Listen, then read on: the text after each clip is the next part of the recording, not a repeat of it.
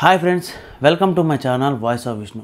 Friends, మీ అందరికీ తెలిసిందే India versus Australia Border Gavaskar trophy start అయినట్టు తెలిసింది. ఇది పెర్త్లో జరుగుతుంది. నిన్న ఫస్ట్ డే ఇండియా అనుకున్న విధంగా పర్ఫామ్ చేసిందా అంటే చేసిందని చెప్పుకోవచ్చు, చేయలేదని చెప్పుకోవచ్చు. ఎందుకంటే బ్యాటింగ్లో మన వాళ్ళు దారుణంగా ఫెయిల్ అయ్యారు. వికెట్స్ తొందరగా పడిపోయి 150కి ఆల్అౌట్ అయిపోయారు. ఒక ఇద్దరు బ్యాట్స్మెన్ పంత్, నితీష్ కుమార్ రెడ్డి తప్ప మిగతా వాళ్ళు పెద్దగా పర్ఫామ్ చేయలేదు. కేఎల్ రాహుల్ కూడా పర్ఫామ్ చేశారు. సో దాంతో మన ఇండియా 150కి ఆల్అౌట్ అయిపోయింది. తర్వాత వచ్చిన ఆస్ట్రేలియా 67కి 7 వికెట్స్ పడిపోయినాయి. వికెట్లు ఫటాఫట పడిపోయినాయి. మన ఫాస్ట్ బౌలర్స్ వాళ్ళ వెన్ను విరిచిన పని చేసి మొత్తం వికెట్లు కూల్చేశారు. అయితే నిన్న ఏమైందంటే రీసెర్చ్ ప్రకారం చూస్తుంటే పెర్త్ పిచ్ ఫాస్ట్ బౌలర్కి స్వర్గధామంగా తయారైంది. అంటే ఫాస్ట్ బౌలర్స్కి అనుకూలంగా పిచ్ మొత్తం తయారైంది. అది మళ్ళీ ప్రూవ్ అయింది. ఈరోజు ఫస్ట్ సెషన్లోనే 3 వికెట్స్ కోల్పోయి ఆస్ట్రేలియా ఆల్అౌట్ అయిపోయింది.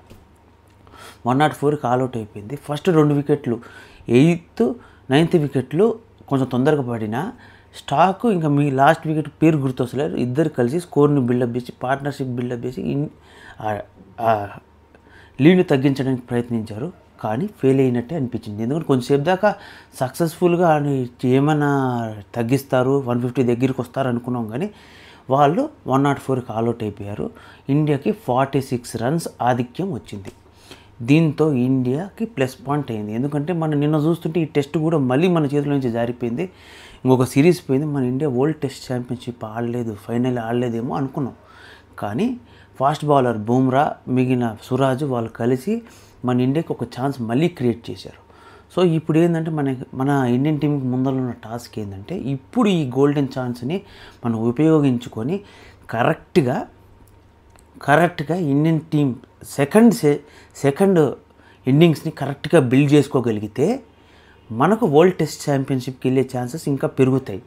ఎందుకంటే ఈ సెషన్ ప్లస్ మన ఈ ఇన్నింగ్స్ మనం 2 days కంటిన్యూస్గా కరెక్ట్గా బ్యాట్ చేసి ఒక 300 నుంచి 400, 450 రన్స్ దాకా మనం స్కోర్ చేయగలిగితే మన లీడ్ 500 దాకా పోతుంది.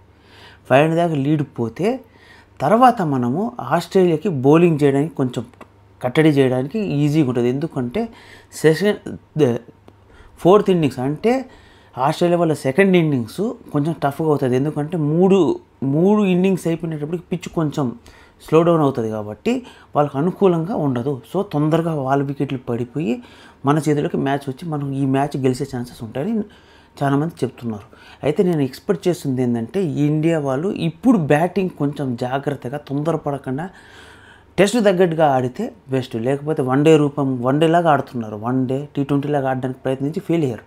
సో అలా ఆడకుండా టెస్ట్ లాగా కరెక్ట్గా స్కిల్ఫుల్గా ఆడితే మన ఇండియన్ టీము ఈ టెస్ట్ మ్యాచ్ గట్టెక్కే ఛాన్సెస్ ఇప్పుడు 90% దాకా చేరుకున్నాయి.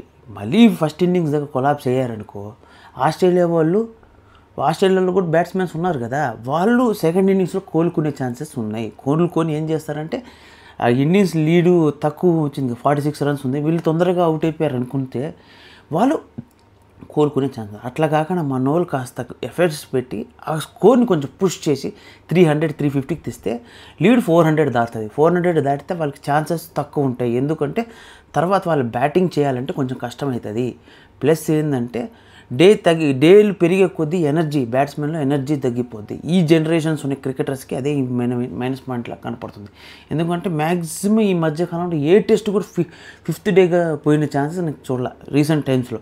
ఏదో రేర్ కేసులో పోతుంది. సో అలా పోయే ఛాన్సెస్ తక్కువ కాబట్టి మన ఇండియా గెలిచే ఛాన్సెస్ ఎక్కువ. ఎందుకంటే 2 days మన వాళ్ళు కంటిన్యూస్గా బ్యాట్ చేస్తే 3rd డేకి వచ్చేటప్పుడు వీళ్ళ ఎనర్జీ డౌన్ అవుతుంది.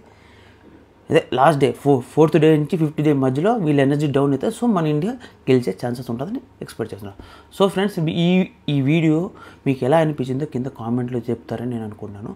ఇలాంటి మోర్ వీడియోస్ కోసం నా ఛానల్ని like, share, subscribe to my channel. Stay tune to my channel. ఇంకా మోర్ వీడియోస్ వస్తాయి. Thank you for watching.